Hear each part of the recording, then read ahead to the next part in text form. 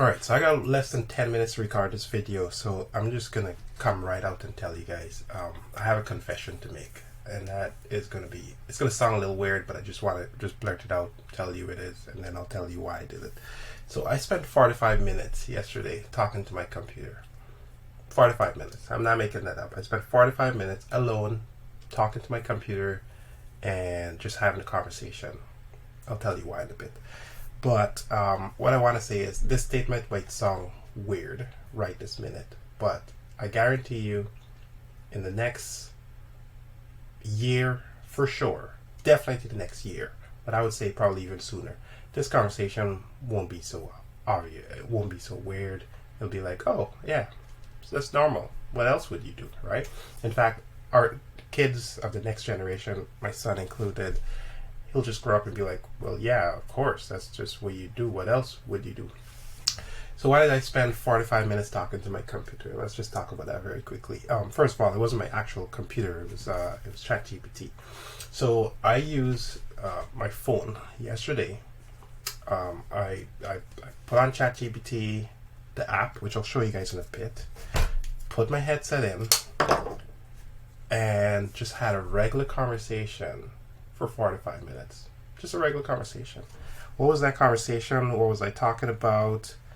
I just picked a topic and I just went with it. So I've been forever wanting to learn just a little bit more about, what truly caused the financial crisis in America in 2008. Just really wanted to know that. See, I've been watching a lot of documentaries about the Lehman Brothers, Freddie and Freddie Mac, and yada yada yada, and all the financial craziness is good, right? And just basically I was like, you know what? Why don't I just ask ChatGPT? But instead of doing that, what I did was I pulled up my app, and I'm going to show it to you because I want to actually share this with you and how you would do this. But I pulled up my app, and what I ended up doing is, in a second, when it actually shows up here, give it a second here, guys.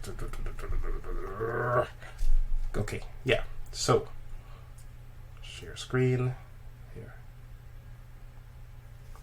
Takes a little second to connect, but anyway, pull up the app and basically just let me take out this headset because I don't need it. Then went to ChatGPT, and instead of type in the regular, which is what everybody's accustomed to, I clicked on this button here on the side that says microphone, and it gives a second to connect, and it starts listening. It's like, hey, can you tell me something about the world and some of the challenges that exist today? Takes a second to think. Absolutely. Some of the most pressing challenges we're facing globally include climate change, which is affecting weather patterns and ecosystems worldwide. There's also a growing concern over economic inequality. Of course. Great. Anyway, access to healthcare, here's the point. Education, and the point is that 100%, this is by far one of the best things. This is my regular phone, by the way. But this is by far one of the best and most impressive things that I've done. So if you try that on your phone and you just keep having conversations, so start the app, open it up, ask a question, it'll respond to you after a couple of seconds or two, and then just ask another question, and then just continue the conversation and keep going. I did that for 45 minutes, and I will say, without a single second or two, okay, sort of a little bit of delay in between, but for the most part, I was able to have a conversation almost like it was a regular person. I say almost because a regular person would kind of push back at some of the things that I was asking, or wouldn't necessarily answer all the questions in that exact same manner all the time. But I was like, guys, this is amazing. Do you really know what this means? Like, this is going to transform the way that people learn knowledge. So picture a situation like this for a second. Picture, I'm a dad now, so I got a 2-year-old son. He's growing up pretty fast. I know there's going to be a time when he's 6 or 7 or whatever the case is, and he's going to come to me with math homework, science homework, whatever the deal is, right? And yeah, I could send him to a website or two. But sometimes he just doesn't understand some concepts. And he could literally just pick up this thing and just have a conversation, ask as many annoying questions. I don't think they're annoying, but sometimes you're tired and You just don't have the time for it. And they will be able to ask as many questions until they get something. The only single thing that would prevent that child from not learning is the lack of motivation to ask the questions to gain the knowledge, right? You get what I mean? Right? Like, this is mind-numbingly amazing, if that's a thing. I don't know, I just made up my own descriptive words there. But yeah, so listen, you have to absolutely try this out. I want to be clear with this. You have to absolutely try this out. Listen, we've all known the Siri saga. The Siri dilemma has been the same thing over and over. It's been broken. Now, Google, on the other hand, there's my Android phone. Yes, I have an Android phone and I still have a BlackBerry. That's just how I do things around here. But, the Google Assistant, whatever you want to call it, has been okay. It does some things all right, but it's nowhere close to this. I repeat, it's nowhere close to this. One of the most frustrating things with Siri, Alexa, Google Assistant is the continuation of a conversation. Hey, Alexa, what's the weather like? Weather is blah, blah, blah, blah, blah. Oh, can you make a recommendation to which place I could go have a nice lunch today based on the weather?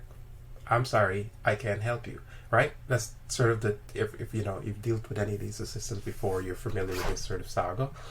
And so that's a common problem with a lot of these assistants. This is by far, and I want to stress, it's by far the most fluent thing that we have right now. And yes, let's talk about some of the pros and cons of why you would even want to do this, and what are the benefits of it. Now, I got a couple notes here. So now, the one thing I wanted to mention, I'm jumping all over the place here, but sorry. What this really reminds me of is of the HAL 9000s and the Her. If you haven't watched those two movies, go watch them. So Her is a little bit more modern. It's a 2013 movie. I went to watch it in theater with my girlfriend at the time, wife now, and like, she was like, what the hell is this crap? This is just a bunch of garbage, right? It's not a movie for everybody. However, it's a brilliant movie. It's a brilliant movie. It's in that sort of like obscure, random sci-fi sort of like just a little bit on the edge of mainstream, right? And then this one here is more popular in the earlier, like it's a 1968 movie, but it's featured in 2001. HAL 9000. It's a weird movie in my opinion, just because I watched it, like 20 or more than that. It was like 40 years after it was created. So it's just very odd, and I didn't really get what was the fantasy about it, but I could see at that time why this movie would have made sense to that era. So, but anyway, it was an interesting movie altogether. But yeah, so this experience that I had clearly defines a future where we're genuinely having interactions with a computer. And I know that there's tools and stuff like that out there, but you know what? I've never spent 45 minutes chatting with my computer. Have you? Like, if you have, sure, put it in the comments, share your thoughts around this. I really, really want to know. Anyway, here are my notes very quickly about this topic, because I gotta go. Like I said, I only got 10 minutes to record this conversation. HAL 9000 spoke about the 4x4. I was really impressed. So the cool thing about this is that I think this is a fantastic avenue to learn new stuff really, really fast, or just get up to speed with a topic. So you could be like, if you're doing it, school, or you're doing a new assignment, or your boss wants you to get up to speed on a topic really fast. You're right. Just put in your headset, whatever you have, pick up your phone, put on ChatGPT and say, hey, tell me about XYZ. And then, get the first answer. And then what I like about it is that it kind of groups it. It's like, I don't know any single thing about this topic. Can you break this topic down for me? Those are some ways that you could use it, right?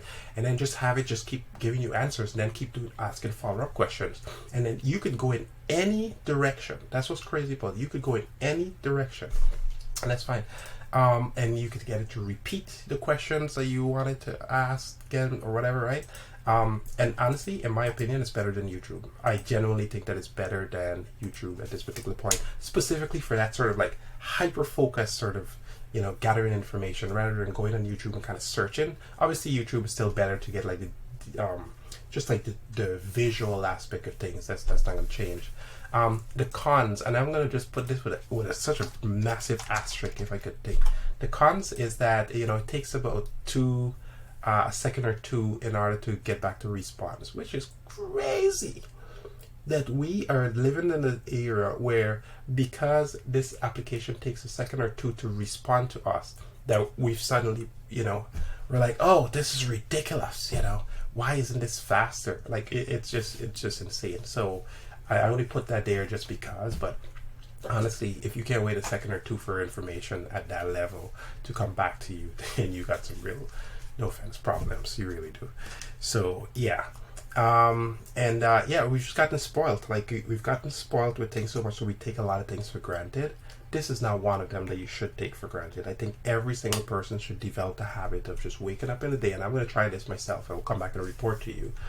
Waking up in the day and just having a conversation with your computer and just learn something stuff, whatever is on your mind, and see how it goes, because this is just going to become the pattern. And in fact, if Siri and these Google Assistants and all these platforms don't actually try to improve to get this to a point, ChatGPT will just take over that conversation. In fact, I think there's rumors that Siri might actually be going to use ChatGPT under the hood in the future. I don't know how true that is. I just heard that. All right, that's it for this video. I've been away. If you've gotten some value from this particular video, please subscribe. I've been sick and I haven't been around much of lately, but I'm trying to get back into the swing of things. So with that, I appreciate every single subscription. Thank you for your time. Have yourself a wonderful day. Best of luck to you and your family. Bye.